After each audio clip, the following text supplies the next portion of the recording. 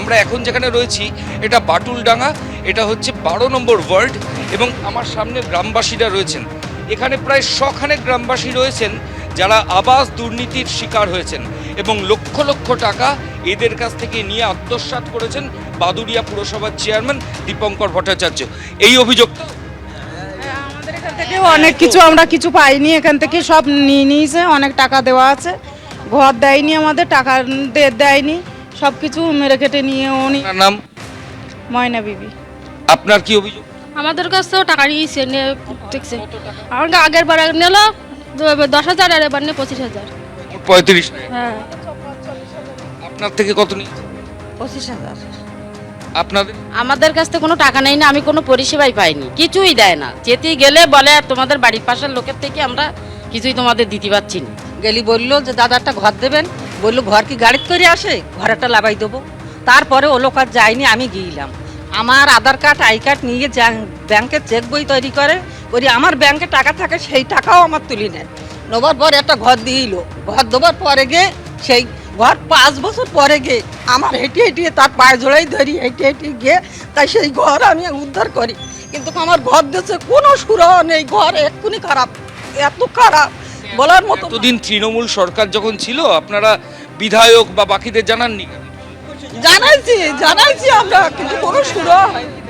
জানালে হুমকি দেয়, চেয়ারম্যানের লোক এসে হুমকি দেয়, আমাদের মার্ডার করে দেবে, মেরে দেবে, এরকম হুমকি দেয়। পুলিশের ভয় দেয়, তুলে নিয়ে যাবো, আমাদের সব এরকম করেছে, বুঝছেন। পুলিশের ভয় দেখায়, আমরা যেই বলতে যাই বলে পুলিশ দিয়ে তুলবো, এবং এই ভয়ে আমরা কিছু বলতে পারি না। শামীমও কি এখানে অত্যাচার করেছে? অবশ্যই চেয়ারম্যানের ডানার শামীম, ওনার এখনো তদন্ত করেন, প্রচুর টাকা পাবেন ওনার কাছ থেকে। চেয়ারম্যানের অ্যাসিস্ট্যান্ট উনি, শামীম অ্যাসিস্ট্যান্ট চেয়ারম্যানের। আমরা আবাসের জন্যই দিয়েছি, কিন্তু এখন তো যা পরিস্থিতি দেখতে পাচ্ছি, এই অবস্থাতে আমরা কিভাবে উদ্ধার হব? আমাদের হয় টাকা নইলে আমাদের আবার দুটো যে কোনো একটা সুরাহ করতে হবে।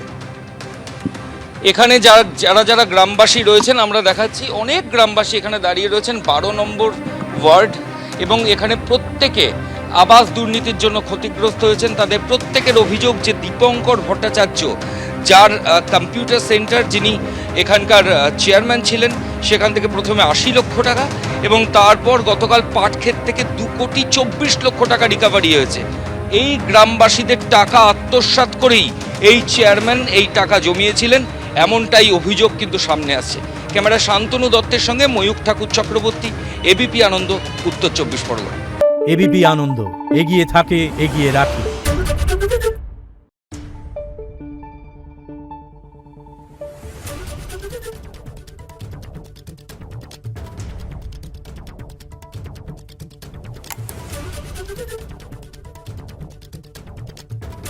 Thank you.